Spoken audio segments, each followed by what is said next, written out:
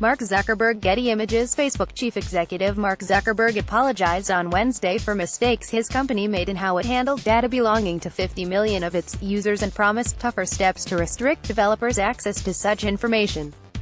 The world's largest social media network is facing growing government scrutiny in Europe and the United States about a whistleblower's allegations that London-based political consultancy Cambridge Analytica improperly accessed user information to build profiles on American voters that were later used to help elect President Donald Trump in 2016.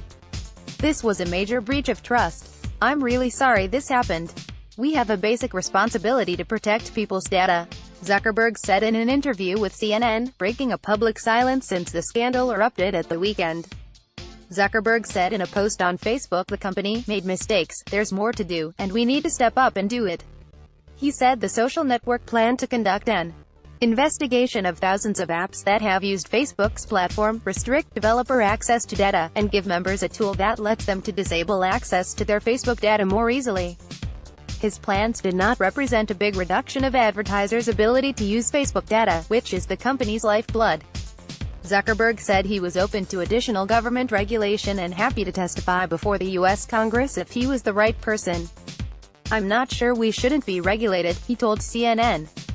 "I actually think the question is more what is the right regulation rather than yes or no, should it be regulated? People should know who is buying the ads that they see on Facebook." Zuckerberg said Facebook was committed to stopping interference in the U.S. midterm election in November and elections in India and Brazil. Investor fears Facebook shares pared gains on Wednesday after Zuckerberg's post, closing up 0.7%. The company has lost more than $45 billion of its stock market value over the past 3 days on investor fears that any failure by big tech firms to protect personal data could deter advertisers and users and invite tougher regulation.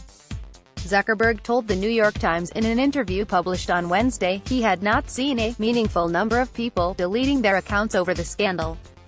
Facebook representatives, including Deputy Chief Privacy Officer Rob Sherman, met U.S. congressional staff for nearly 2 hours on Wednesday and planned to continue meetings on Capitol Hill on Thursday. Facebook was unable to answer many questions, two aides who attended the briefing said. Zuckerberg told the website Recode that fixes to protect users' data would cost many millions of dollars. The whistleblower who launched the scandal, Christopher Wiley, formerly of Cambridge Analytica, said on Twitter he had accepted invitations to testify before US and UK lawmakers.